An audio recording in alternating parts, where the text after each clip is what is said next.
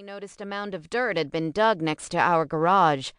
I dug it up and found my cat. Its throat had been slit, and it was wrapped in the blanket it always slept on. When I told Brooke, she never shed a tear and never admitted she had done it.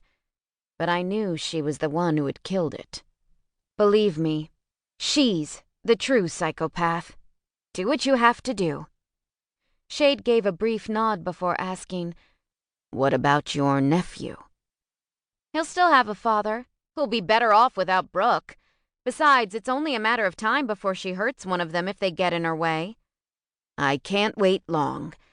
It's not going to be easy to hold Cash back." Once Evie nodded, showing she understood her sister's death was imminent, Shade went to the door. "Shade?" He turned back to face her. "Let Cash handle Brooke. You don't need her death on your conscience." Shade gazed back impassively at Evie. "Cash is the one with a conscience. Me? I won't feel a thing when I pull the trigger. I never do." Shade saw the doubt in Evie's eyes. "Your love for Lily shows you're not as emotionless as you say." "Brooke claims she loves me. That's why she tried to destroy you and kill Lily," Shade mocked. "You're nothing like Brooke." "Aren't I?" The cold had been getting to him lately. I must be getting soft, Shade thought wryly to himself. He would have to remedy that soon. He couldn't afford to be soft. Protecting Lily kept him on his toes. He had never known a woman who managed to always be in the wrong place at the wrong time as often as her.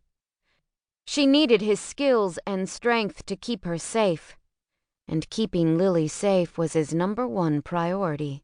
Without her, he didn't want to think what life would be like for him or others who would be unlucky enough to be near. He stomped the snow off his boots before going inside the small office building.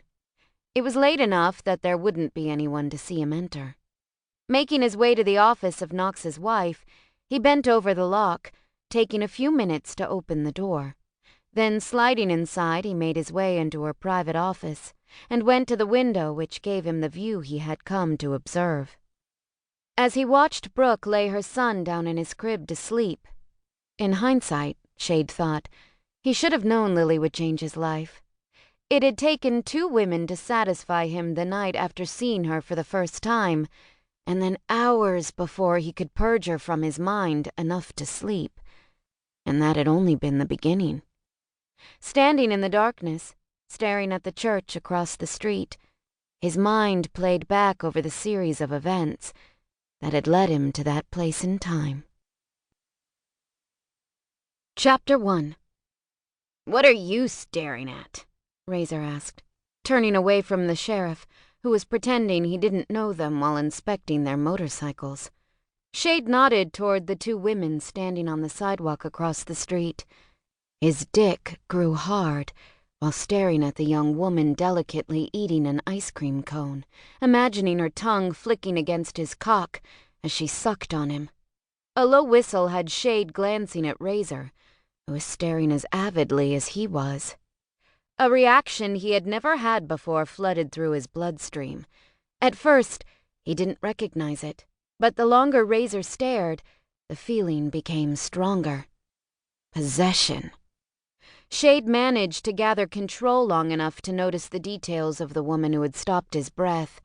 Her long black hair fell in waves down her back, almost touching the curve of her ass. She was tall and slim, which was different from the women he usually fucked. He liked curvier women. They didn't break as easily from his demands. He also preferred large breasts, which the woman seemed to have from what he could tell under her loose dress.